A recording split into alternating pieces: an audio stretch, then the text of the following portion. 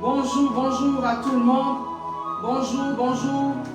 Vous êtes au bon endroit et au bon moment. Nous sommes la mission évangélique des éclaireurs pour Christ et je suis le pasteur Elsa Bendambia avec mon époux le pasteur Joël Bendambia.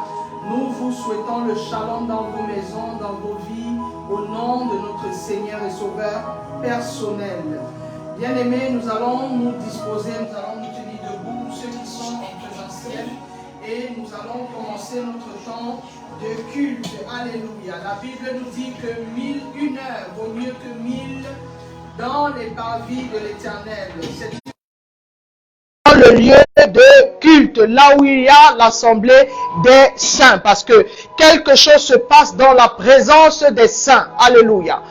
Quelque chose se passe dans la présence des saints. Il y a la puissance de Dieu, il y a la gloire de Dieu dans l'assemblée des saints qu'on ne retrouve pas seul dans sa maison. Si Dieu le dit, on ne peut pas faire le contraire. Alléluia. Donc on va se tenir debout et on va élever la voix. On va dire merci au Seigneur, mes bien-aimés, pour la grâce qu'il nous fait d'avoir le souffle de vie. On va lui dire merci parce qu'il a veillé sur nous. Il nous a protégés dans la nuit. Il a protégé nos enfants. On va lui dire merci parce qu'il est le Dieu fidèle. Il est l'étoile qui brille tous les matins pour éclairer nos vies. Il est le celui, bien-aimé, qui nous entraîne dans des verts pâturages, le narcisse de Saron. Il est celui qui nous donne, bien-aimé, le souffle de vie, de l'espoir parce que nous avons encore la vie. Il est celui qui nous donne la destinée là où nous n'avons pas de destinée. Il est celui qui change nos vies, qui restaure nos vies, qui délivre nos vies, mes bien-aimés.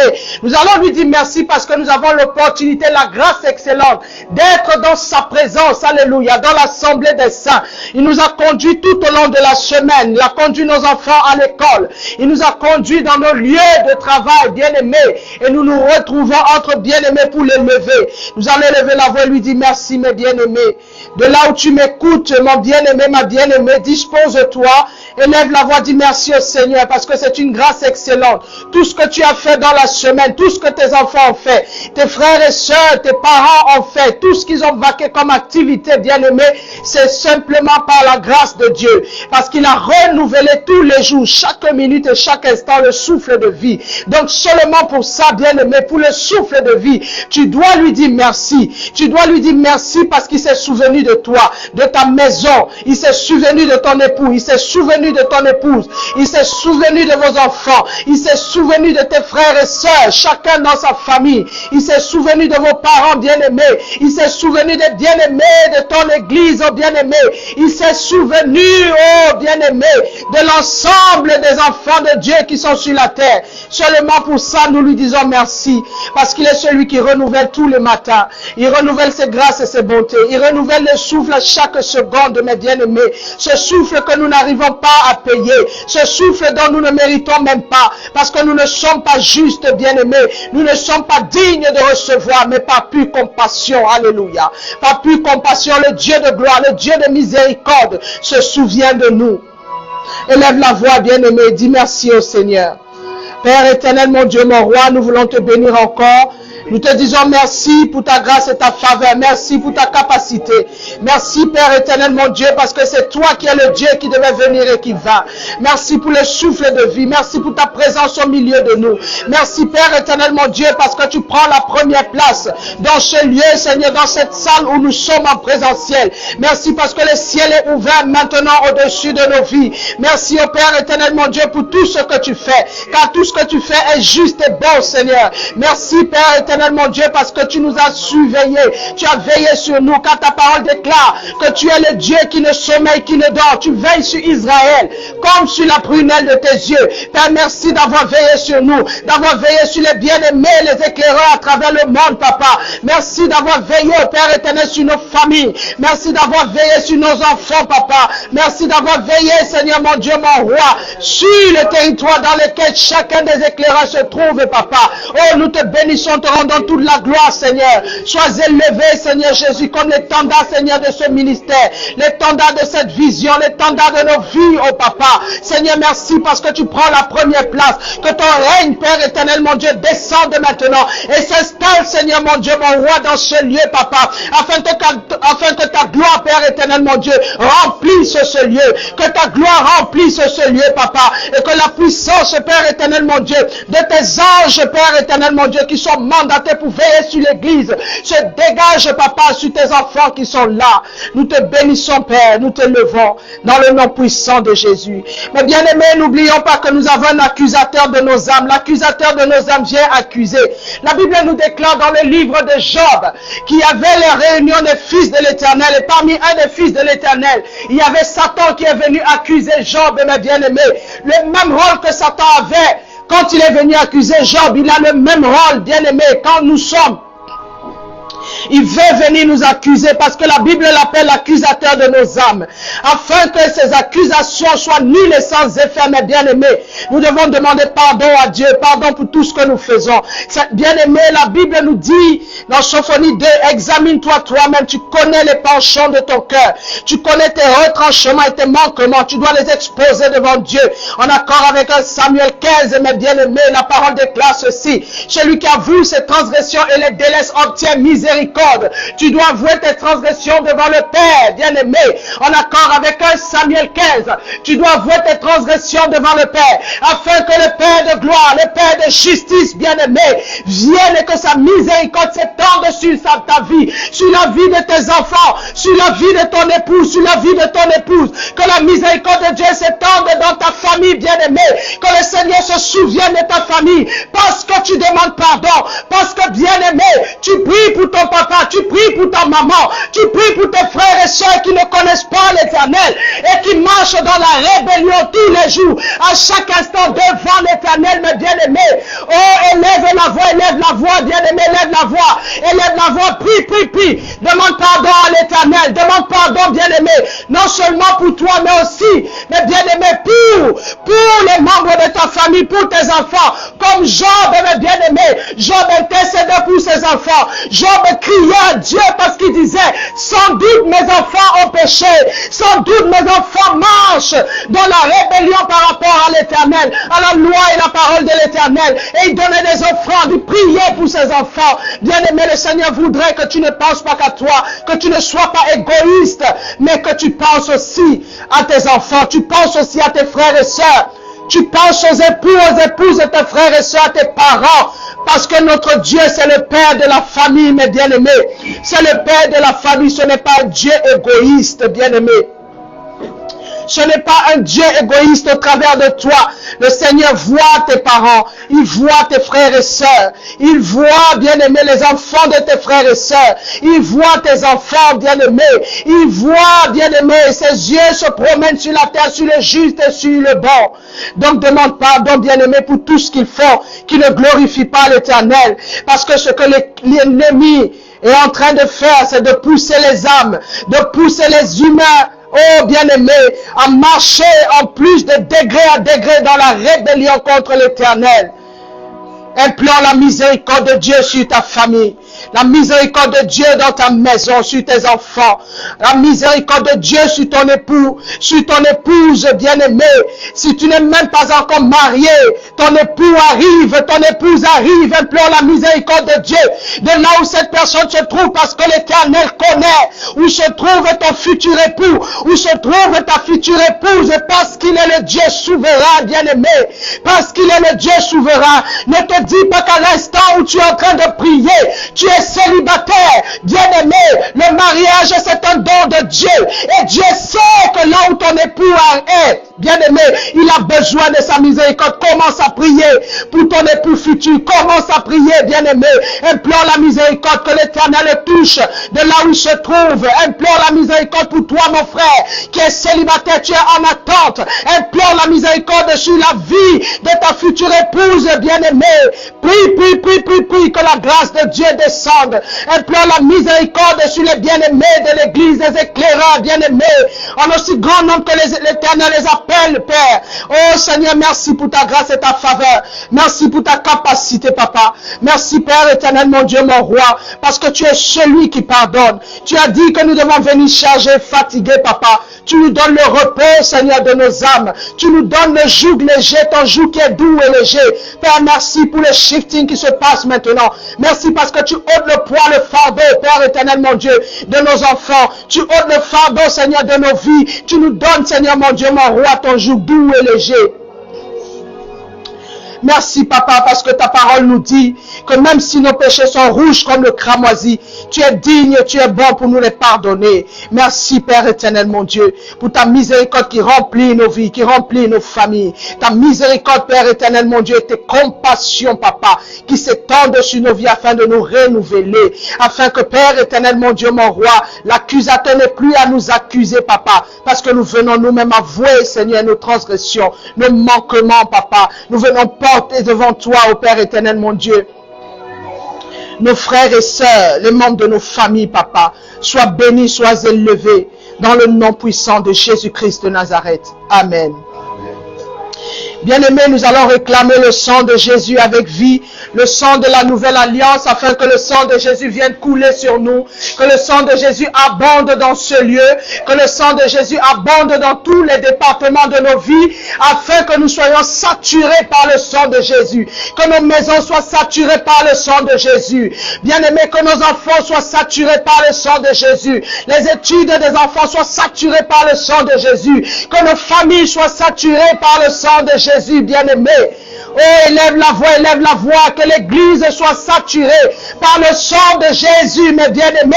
Les projets de l'église soient saturés par le sang de Jésus, afin que la gloire de Jésus se manifeste dans l'église, que nous ayons des moments de gloire, des cultes de gloire, des cultes de puissance, parce que le sang de Jésus parle encore en notre faveur. Le sang de Jésus crie encore maintenant, parce que c'est un sang qui a bâti un autel d'éternité en éternité. Cet autel résonne, cet autel réagit encore, mes bien-aimés.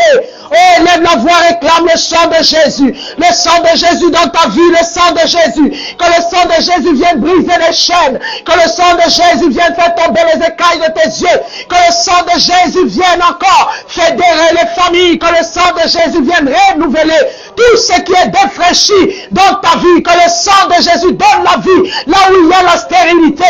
Que le sang de Jésus, bien-aimé, vienne donner, oh bien-aimé, la vie en abondance dans tes activités, la vie en abondance dans tes activités, la vie en abondance dans ton foyer. Que le sang de Jésus vienne ramener la vie de Jésus dans tes activités, la vie de Jésus dans ton foyer, là où il y a la discorde, la mésentente, là où il y a les disputes. Que le sang de Jésus vienne, que le sang de Jésus remplisse les foyers, les couples, au nom de Jésus. Que le sang de Jésus localise les enfants, que le sang de Jésus localise les enfants. Oh Seigneur, merci pour ton sang qui ramène la paix entre les enfants et les parents. Ton sang qui localise, Père, qui fait tomber les chaînes et les barrières de la stérilité dans tous les domaines de la vie, Seigneur mon Dieu, des éclaireurs, Papa. Seigneur, merci parce que les chaînes de la stérilité tombent, Papa. Merci, Père éternel, mon Dieu, pour la vie en abondance que tu ramènes, Seigneur mon Dieu, dans chaque âme éclairée dans le nom de Jésus-Christ de Nazareth. Sois glorifié, Seigneur Jésus. Nous allons donner une offrande d'acclamation à notre Dieu, mes bien-aimés. Une offrande d'acclamation afin que son nom soit glorifié et élevé encore. Que son nom soit célébré encore ce matin. Alléluia. Alléluia. Père éternel, mon Dieu, mon roi, nous te bénissons. Nous te rendons toute la gloire. Merci, glorieux Saint-Esprit, pour ta présence. Merci, Père éternel, mon Dieu, parce que tu diriges ce moment. Tu en es l'alpha et tu en seras l'oméga. Papa, nous venons disposer, Père éternel, mon Dieu, nous venons mettre nos vies devant ton trône ce matin. Merci pour ta présence, Père, pour le ciel qui est ouvert. Merci parce que ton royaume descend maintenant et s'installe dans chaque âme, Seigneur, mon Dieu, qui est en présentiel, chaque âme connectée, Papa, à ce direct, à ce moment de gloire. Seigneur, merci, Père éternel, mon Dieu, mon roi, de ce que tu as choisi, Seigneur, ton serviteur, pour nous donner la parole, Père. Oh mon Dieu, mon roi, que toute flèche, Seigneur, érigée contre lui, contre la parole, Seigneur, ce matin, soit nul et sans effet dans le nom puissant de Jésus. Merci parce que tu l'environnes, Seigneur, de ton feu. Merci pour les hommes de feu et de lumière qui campent autour de lui, Papa, pendant que le message, Père éternel, mon Dieu, mon roi, est donné à ton peuple. Seigneur, nous, le peuple qui recevons ta parole, qu'elle ne retourne pas à toi sans avoir travaillé, transformé, Seigneur, libérer nos âmes, Papa, de la servitude, Père, dans le nom de Jésus-Christ de Nazareth. Tel, ô Père éternel, mon Dieu, mon roi, la pluie, Seigneur, qui descend du ciel, Père éternel, mon Dieu, elle ne revient pas à toi, Seigneur, sans avoir arrosé le sol, Papa. Que nos cœurs soient arrosés par ta parole, Père. Que nos âmes soient arrosées par ta parole, Papa. Et que nos esprits, ô Père éternel, s'inclinent, Seigneur, mon Dieu, mon roi, devant ta parole, afin de marcher dans l'obéissance à ta parole. De marcher, Père éternel, mon Dieu, dans la crainte de ton nom, afin que ton nom soit glorifié dans la vie de tes enfants. Glorifié dans la vie, Seigneur, mon Dieu, de nos enfants. Nous te bénissons et te levons, Papa. Viens prendre le contrôle, la première place, la place de roi ce matin, au nom de Jésus-Christ de Nazareth. Amen. Amen.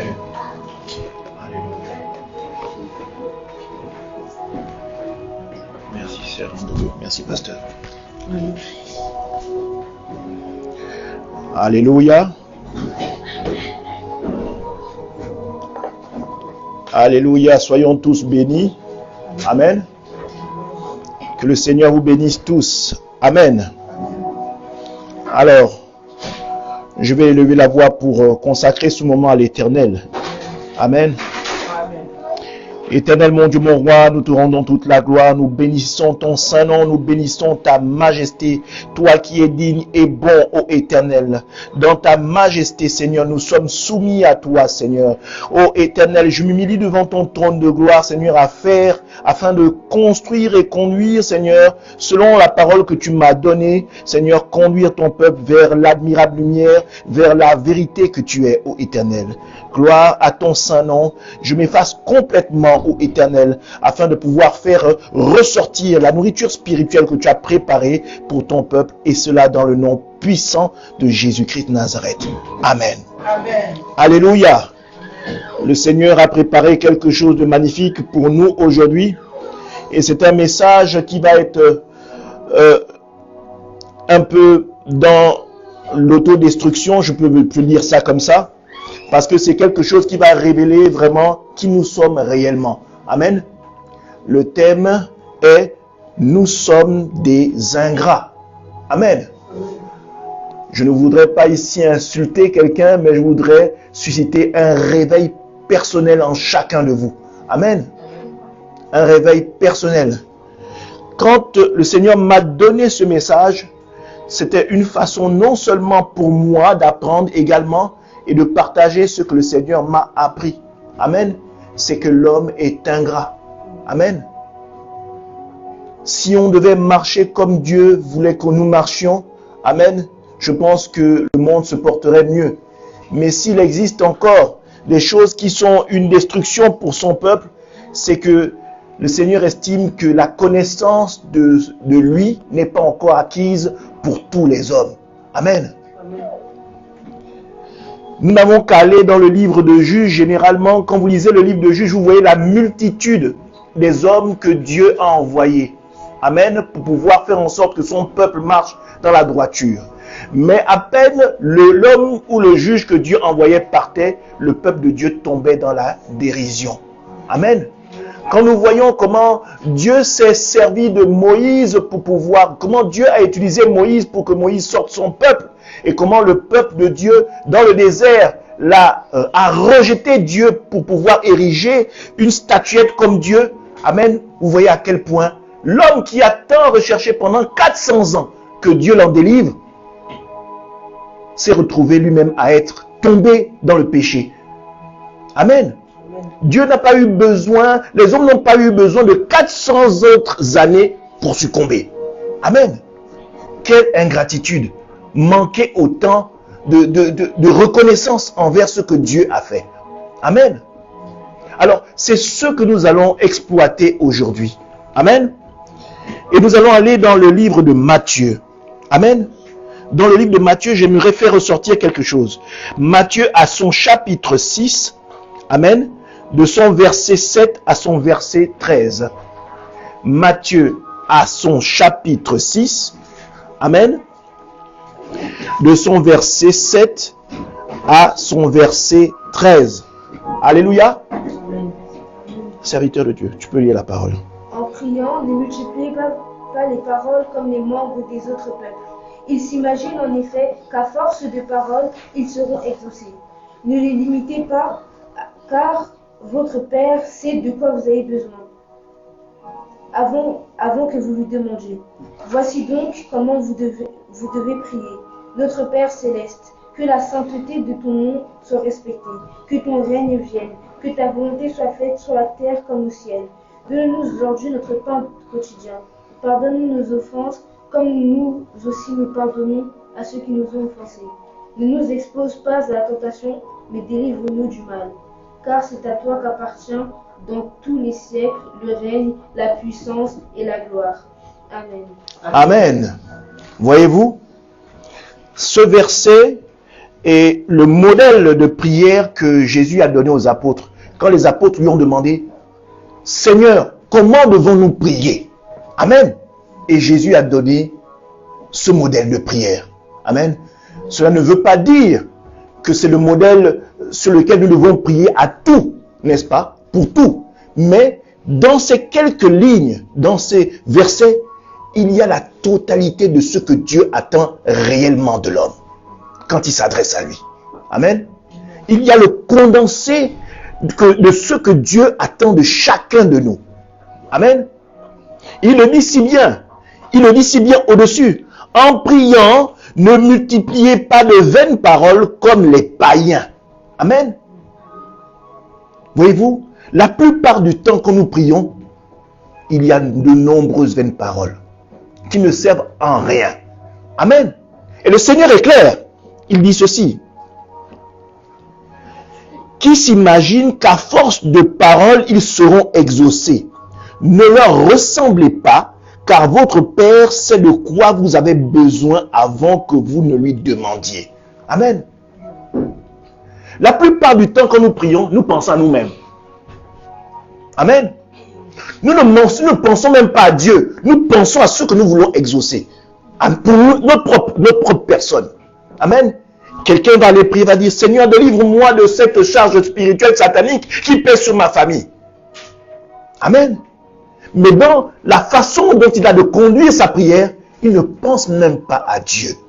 Ou il ne pense même pas à ce que Dieu lui demande d'abord de faire. N'est-ce pas? Il ne pense même pas d'abord à ce que Dieu lui demande d'aller demander pardon à son père, à son frère. Il ne pense même pas à ce que Dieu lui demande d'abord de marcher dans la droiture. Il pense d'abord à assouvir ses propres désirs. Seigneur, donne-moi du travail. Seigneur, donne-moi le mariage. Seigneur, donne-moi un enfant. Mais où est la part de Dieu là-dedans? Nous sommes des ingrats. Rien que la première ligne, le Seigneur dit déjà comment vous devez marcher. Au terme de comment vous devez vous adresser à lui. Et de comment vous devez marcher dans le monde pour lui. Amen. Il pose les bases. Il dit, ne leur ressemblez pas. Car votre Père sait de quoi vous avez besoin avant que vous lui demandiez. La vérité, c'est que vous ne devez pas demander le mariage. Ce n'est pas ce que vous devez demander. La vérité, ce n'est pas que vous devez demander le travail. Ce n'est pas ce que vous devez demander. La vérité, ce n'est pas que vous devez demander un enfant. Ce n'est pas ce que Dieu attend de vous. Amen. Et il dit par la suite, voici comment vous devez prier. Voici comment vous devez conduire votre prière. Voici comment vous devez conduire votre vie. Amen. Notre Père qui est aux cieux, que ton nom soit sanctifié. Croyez-vous que pour la plupart des chrétiens que nous sommes, le nom de Dieu est suffisamment sanctifié dans notre vie? Si vous aviez compris ça, vous ne penserez même pas à vous assouvir vos propres premiers désirs. Ce n'est pas vous d'abord, c'est Dieu d'abord. Et en toute chose, et en tout point, à n'importe quel moment, à n'importe quel endroit, dans n'importe quelle situation, c'est Dieu d'abord, pas vous. Alléluia. Que ton règne vienne, que ta volonté soit faite sur la terre comme au ciel. La volonté que Dieu veut pour nous, c'est que nous manifestions la façon avec laquelle le ciel est dirigé. Les anges sont soumis à Dieu. Ils vivent pour Dieu. Ils travaillent pour Dieu. Ils font tout pour Dieu et non pour eux-mêmes. C'est ce que Dieu attend de nous. Et c'est quelque chose que nous ne manifestons pas parce que nous sommes ingrats. Nous pensons à notre petite personne. Parfois même, la plupart du temps, nous pensons à nous-mêmes plutôt même que de penser à nos enfants. Nous attendons d'abord d'assouvir nos désirs. Je veux un enfant, je veux un mariage, n'est-ce pas? Avant même de penser même à fortifier et à construire nos enfants qui sont à côté de nous. Seigneur, donne-moi un enfant. Mais dans la suite, l'enfant n'est pas construit comme Dieu voudrait que tu le conduises. Tu es tellement concentré dans ta façon à toi de ériger ton problème, de l'amener devant le trône de Dieu, que tu en oublies l'essentiel. Manque de reconnaissance, ingratitude. Amen. Que ta volonté soit faite sur la terre comme au ciel. Donne-nous aujourd'hui notre pain quotidien. Le pain quotidien que Dieu doit te donner aujourd'hui, ce n'est pas celui d'aller de dire que non, Seigneur, j'ai trouvé du travail. Non, c'est de manifester la volonté de Dieu tous les jours que Dieu fait. Est-ce que tu marches selon les ordonnances et les recommandations du royaume? C'est ça ton pain quotidien. C'est ça ton pain. C'est ton travail de tous les jours. Le pain quotidien que Dieu te demande de faire, c'est de le louer en tout temps, à tout moment. Pas de te concentrer dans ta petite personne. Le Seigneur, lui, il sait de quoi tu as besoin avant même que tu n'ouvres la bouche. Tu n'as pas besoin de le dire. Tu n'informes pas Dieu. Dieu le sait. Et il sait à quel moment il est bon pour toi qu'il te le donne. Pas parce que tu auras multiplié de vaines paroles pendant la prière. Amen. Le Seigneur attend une transformation. C'est ce que Dieu veut. Une transformation de telle sorte que quand il te donnera ce qui est bon pour toi, bien-aimé, tu sauras garder cette bénédiction comme un précieux trésor. Non seulement tu es ingrat, mais tu n'es pas prêt pour garder la bénédiction de Dieu. Si tu la donnes sur place, tu vas la détruire. Et tu vas détruire ceux qui t'entourent. Tu vas foutre un sacré boxon autour de toi parce que tu n'as pas les capacités de contenir cette bénédiction-là que Dieu va te donner. Tu n'es pas armé, tu n'es pas affermi, donc pas capable de la contenir. Tu vas faire n'importe quoi avec. Amen. Donne-nous aujourd'hui ton pain quotidien. Pardonne-nous nos offenses comme nous pardonnons aujourd'hui à ceux qui nous ont offensés. Amen. Dieu attend que nous soyons des parfaits imitateurs de ce qu'il a manifesté à la croix. Dieu, au travers de Jésus-Christ, a permis que Jésus-Christ demande pardon pour nous. Sans quoi nous ne serions pas là. Voyez-vous? Jésus lui-même s'est oublié. Il a oublié lui-même qui il était. Dieu s'est oublié pendant un temps à la croix pour sauver l'humanité. Non, nous sommes tellement orgueilleux. Qui, moi, je vais demander pardon. Pourquoi? J'ai raison. Même quand tu as raison, humilie-toi. La parole est claire. L'humilité précède la gloire. Mais bon nombre d'hommes décident de sauter cette partie en disant juste précède la gloire ou dit juste la gloire. Mais l'humilité là, on ne veut pas en entendre parler. L'humilité là, on ne veut pas. On choisit juste la gloire. Amen. On choisit juste la gloire. Je veux que mes affaires, qu'il y ait la gloire de Dieu dedans. Mais non, mais qu'est-ce que tu fais pour que Dieu fasse exploser tes affaires dans le bon sens? Qu'est-ce que tu fais au quotidien pour que Dieu conserve ton travail? Qu'est-ce que tu fais pour que Dieu assure une sécurité dans ta vie? Rien. Quelle ingratitude. Alors que tous les matins que Dieu fait, tu as une grâce manifestée dans ta vie, c'est de pouvoir te réveiller tous les matins.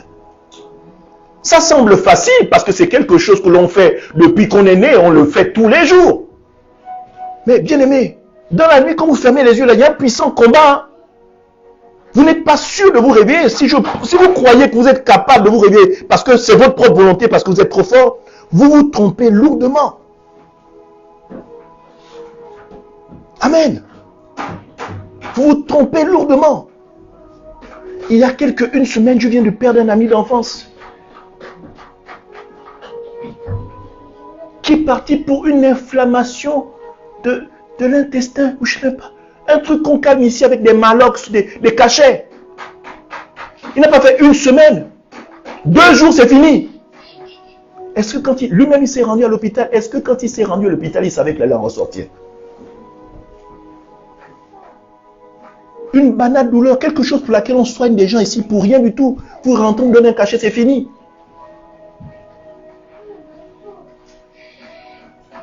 Alléluia. Il y a tellement de choses que nous devons comprendre. Marcher avec le Seigneur, ça ne se résume pas à notre petite vie. À part vous, elle impacte qui votre vie quand vous marchez avec le Seigneur? Ça impacte qui? Maintenant que vous êtes chrétien, vous impactez qui? Dans la maison, vous impactez qui? Dans votre lieu de travail, vous impactez qui? Si ce n'est seulement votre petite personne pour assouvir vos désirs quand vous vous adressez à Dieu. Peut-être que dans vos prières, vous ne pensez même pas à votre prochain, ou même à celui qui vous combat dans votre lieu de travail. Oui, parce que vous devez aussi prier pour ceux qui vous combattent, vos ennemis. Vous devez prier pour eux. C'est quelque chose de très important. Et on est tellement ingrat, on ne se rend même pas compte de la grâce qu'on a. C'est terrible, bien-aimés. Nous sommes des ingrats. On dit, oh Seigneur, pourquoi le malheur a frappé à ma porte? Mais pourquoi le Seigneur t'empêcherait le malheur de frapper à ta porte? Qu'est-ce que tu fais? Qu'est-ce que tu fais pour que le Seigneur empêche le malheur? Sur les choses les plus simples, ça te semble trop compliqué. Des choses que tu connais, des choses que tu dis tous les jours, ça devient un slogan, mais manifester dans ta vie, impossible. Quel manque de reconnaissance. Quelle ingratitude. Amen. Ne nous ennuie pas en tentation, mais délivre-nous du malin, car c'est à toi qu'appartient dans tous les siècles le règne, la puissance et la gloire. La gloire là, c'est pas pour les hommes. Même quand la gloire rentre dans votre vie, la vérité c'est que ce n'est pas pour vous. C'est pour Dieu. Donc arrêtez de penser que le succès que vous avez, c'est pour votre propre petite personne. Non. Si Dieu permet que le bonheur, quelque chose de fantastique vous arrive, c'est pour sa gloire. C'est pour que la gloire manifestée dans votre vie impacte ceux qui vous entourent. Quand ils voient de où vous êtes allé, d'où vous sortez, à ce que vous êtes devenu, ce n'est pas pour vous. C'est pour la gloire de Dieu.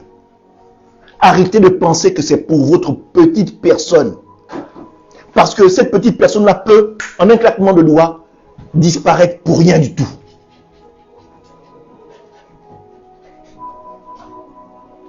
Quand j'ai perdu cet ami, je me suis dit, Seigneur, donc, on peut partir pour rien comme ça.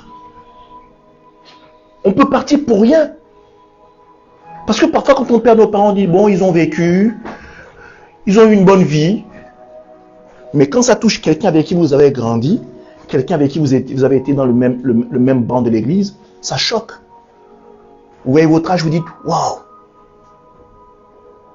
je peux sortir là et demain on ne se revoit pas le dimanche prochain. Si je ne suis pas en accord avec Dieu, qu'est-ce qui m'arrive? Amen. On peut se quitter aujourd'hui et dimanche prochain on ne se voit pas. Le but du jeu, c'est pas vous détruire, mais c'est que vous soyez prêts. Que vous soyez prêts.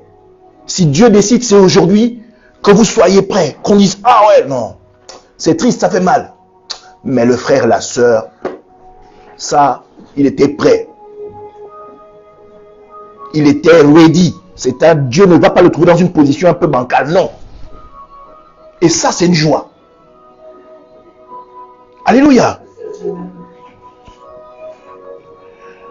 On va aller dans le verset suivant. Matthieu chapitre 6, toujours, du verset 25 au verset 27. Amen. Matthieu chapitre 6, au verset 25, jusqu'au verset 27. Vas-y doucement. C'est pourquoi je vous dis, ne vous inquiétez pas de ce que vous mangerez et boirez, pour vivre, ni ce dont vous habillerez. Votre corps, la vie n'est-elle pas plus que la nourriture et le corps plus que le vêtement? Regardez les oiseaux du ciel. Il ne sème pas et ne moissonne pas. Il n'amasse rien dans les greniers. Et votre Père céleste les nourrit. Ne valez-vous pas beaucoup plus que... Continue au verset 27. Qui de vous, par ses inquiétudes, peut ajouter un instant à la durée de sa vie? Amen. Depuis à peu près 4 dimanches, le Seigneur nous amène à ce verset. Et j'aime la parole parce qu'on dit c'est une parole, elle est vivante. Elle va parler pour un cas, mais la même parole, la même portion de parole parlera pour un autre cas. Ce n'est pas une parole figée dans le temps, ni dans la Bible, pour servir une cause et pas une autre. Amen. Voyez-vous, le Seigneur dit ceci. C'est pourquoi je vous dis, ne vous inquiétez pas pour votre vie, de ce que vous mangerez, ni pour votre corps de quoi vous serez vêtus. La vie n'est-elle pas plus que la nourriture et le corps plus que le vêtement? Voyez-vous, le corps que nous avons tous, l'esprit que nous avons tous et l'âme que nous avons tous, savez-vous qu'il est votre premier ennemi?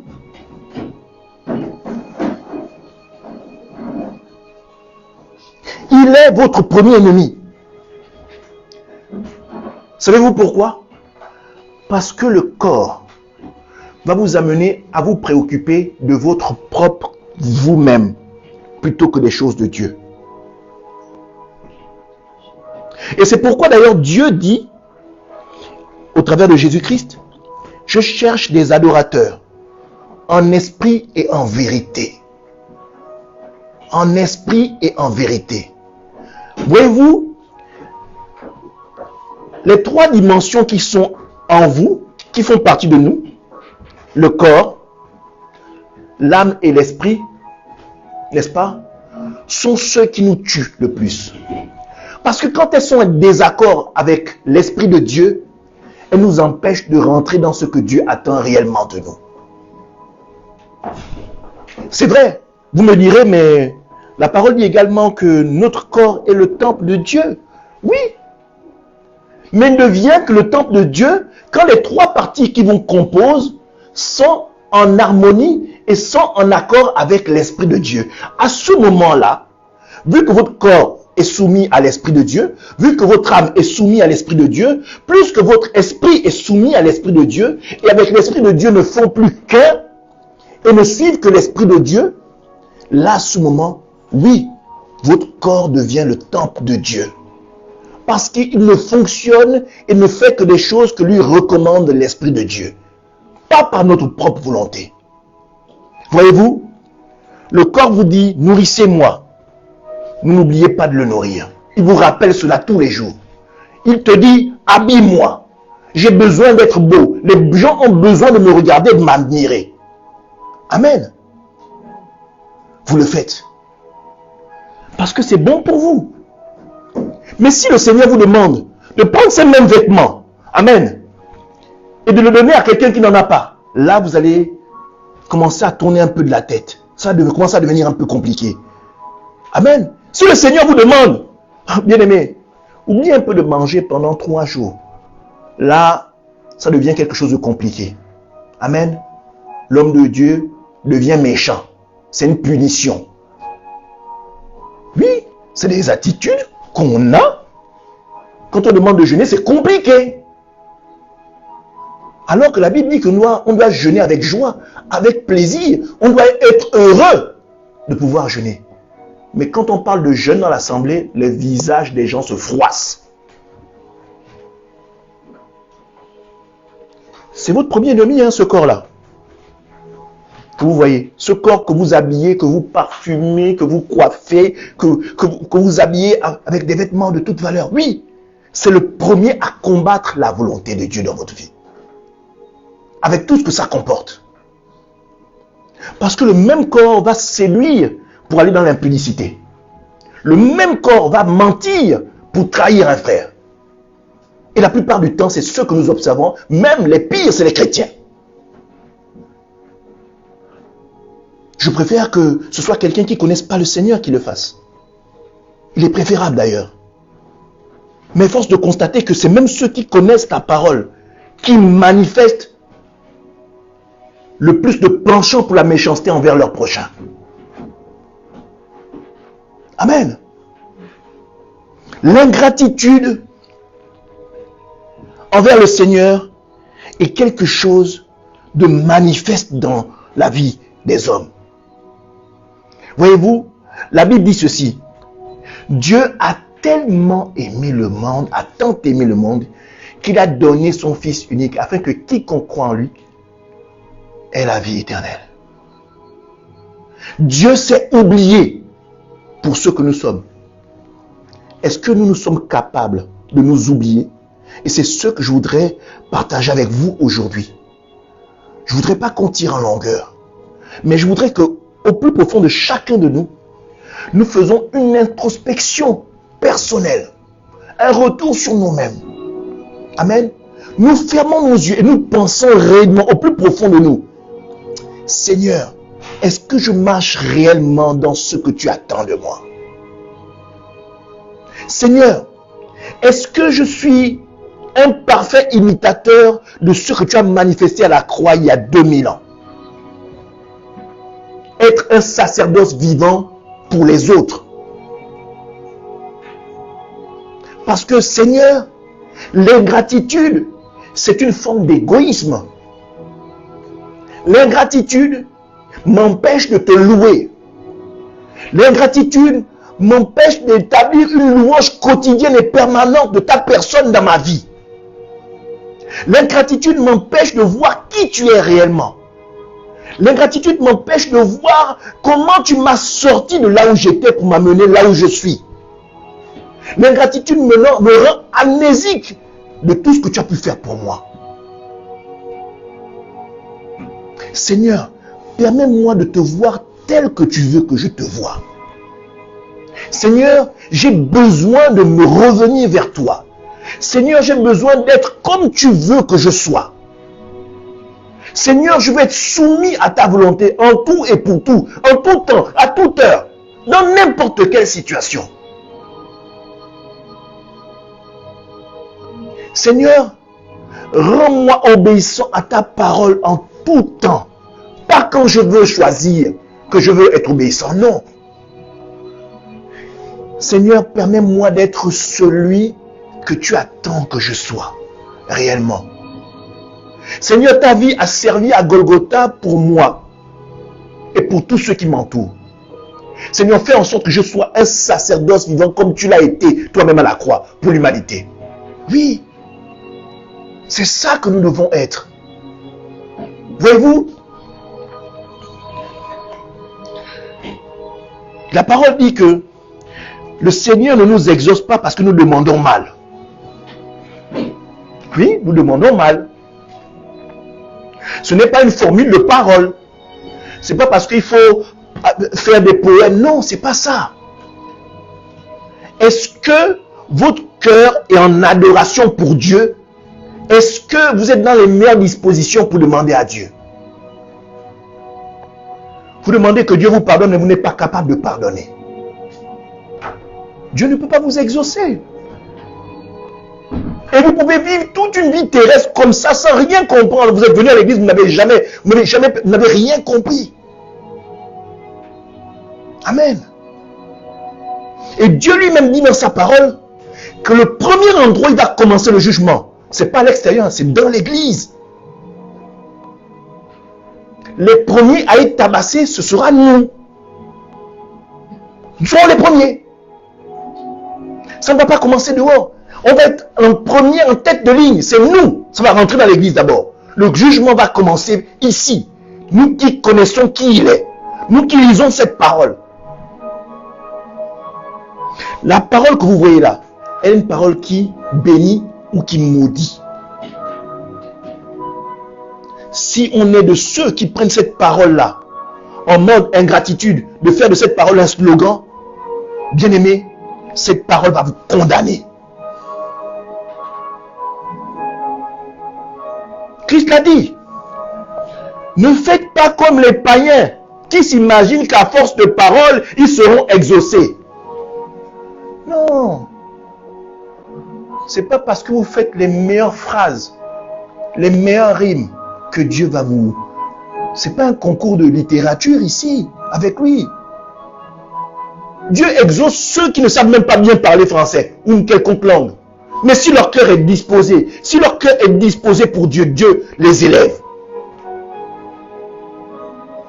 Ça peut même arriver comme ça, que vous voyez que non, ah mais le frère là, il était rien, il traînait dans la rue là, mais Dieu l'a béni, il a gagné au loto.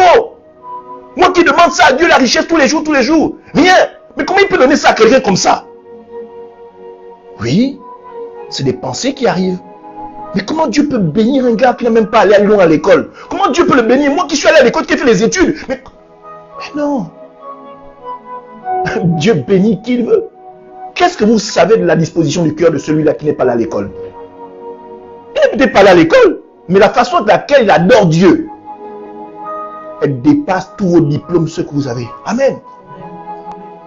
Alors je ne sais plus dans quel verset, où des riches donnent de l'argent, et il y a une pauvre qui n'a rien et qui donne le peu qu'elle a. Mais le peu qu'elle a, c'est le tout qu'elle a. Et Jésus leur dit, fait comprendre que elle a donné moins que vous. Mais dans son cœur et devant Dieu, elle a donné plus que vous qui en aviez. J'explique. Vous avez 1 million d'euros, mais chaque fois que vous venez à l'église, vous donnez 10 euros. Mais la personne qui n'a que 10 euros, quand elle vient à l'église, elle donne ses 10 euros. Ça n'a pas la même valeur. Hein? Aux yeux de Dieu, ça n'a pas la même portée. Parce que elle, quand elle a donné ses 10 euros, elle s'est tuée elle-même pour donner à Dieu. Et quand Dieu l'a béni plus que vous qui en aviez. C'est pas la même chose. C'est pas la même chose. Et ça, c'est une disposition de cœur, de telle sorte que la personne qui a donné s'est oubliée. Même dans son moment de détresse, elle a fait preuve de reconnaissance plus que vous qui en avez plus. Parce qu'elle a donné tout ce qu'elle a pour Dieu. Elle n'a pas grand-chose, mais la vie qu'elle a. Elle dit, Seigneur, je suis reconnaissant de la vie que tu me donnes. Même si le problème est là, mais je sais que toi, tu peux résoudre ce problème parce que tu es ma solution. Amen. Et ça, dans le cœur de Dieu, ça vaut plus que tout ce que nous pouvons avoir. Et ça dépend de vous. Amen. Je ne veux pas dire au travers de ce que vous demandez à Dieu, il faut donner tant. Non. Dieu, ce n'est pas une question d'argent. Dieu ne veut pas votre argent. Dieu veut votre cœur. C'est ça qu'il veut. Une fois qu'il a votre cœur, vous êtes en épousaille avec lui, il est comme l'époux, il ne peut pas vous laisser tomber. Il va toujours vous dire, même si Satan tend un piège, il vous dit, à vous d'écouter ou de ne pas écouter. Mais il parle. Et parfois même, si vous faites même le têtu, vous n'écoutez pas. Lui-même, il vient avec votre problème. Souvenez-vous de l'histoire d'Abraham quand il y a eu la famine en Égypte. Pensant vouloir se sauver et faire de Sarai son sauveur, Dieu lui a démontré que ceux pour qui tu as de la peur là, moi je suis au-dessus d'eux. Écoute, je te montre que je suis plus grand que le Pharaon. Marche avec moi. Et ça, c'est des mises en épreuve que Dieu établit tout le long de notre vie. Dieu se manifeste. Les gens pensent que Dieu ne se montre pas. Dieu se montre en tout temps. Mais est-ce que nous sommes réceptifs? Est-ce que nous voyons ce que Dieu fait pour nous? Ou nous jugeons que ce que Dieu fait, c'est peu? Mais bien aimé, est-ce que dans le peu que Dieu fait déjà pour vous, vous le bénissez? Est-ce que vous élevez son nom? Vous attendez quoi? Que Dieu vous donne 10 millions avant de crier à Dieu, gloire à Dieu? C'est pas comme ça que ça se passe avec Dieu, bien aimé. C'est dans les petites choses. Et chaque petite chose avec Dieu se gagne au mérite. Amen. Ça se gagne au mérite. Vous gagnez une parcelle du cœur de Dieu. Vous en gagnez encore une autre. Vous en gagnez encore une autre. Le jour où il fait éclater sa gloire dans votre vie, vous êtes armé. Il n'y a personne qui peut venir vous déstabiliser. Parce que durant l'affermissement que Dieu a eu avec vous, vous avez été forgé et prêt à pouvoir recevoir la bénédiction qui tombe sur vos mains aujourd'hui. Vous ne le voyez peut-être pas, mais vous avez passé un temps de formation pour acquérir la bénédiction qui est pour vous. Amen. Dieu attend des choses et a préparé des choses magnifiques pour chacun de nous. À nous, maintenant, de nous disposer de manière à chasser l'ingratitude de notre cœur et de faire en sorte que Dieu soit en premier dans tout ce que nous faisons, dans tout ce que nous sommes. Que tout notre être transpire pour Dieu. Amen. Pas pour nos petits besoins personnels qui n'impactent même pas, ne fût-ce que même 2 ou 3 personnes, même parfois dans notre propre maison. Dieu veut faire de grandes choses avec nous. Et seuls ceux qui sont soumis à la volonté, qui adorent l'Éternel, verront ce que Dieu est capable de faire avec eux. Dieu étonnera ceux qui auront compris qui est réellement Dieu. Amen. Voilà ce petit brin de parole que je voulais partager avec vous. Amen. Vraiment que le Seigneur vous bénisse. Je voudrais qu'on se lève et on prie ensemble pour raffermir cette alliance avec le Seigneur. Alléluia. Pasteur Elsa. Alléluia.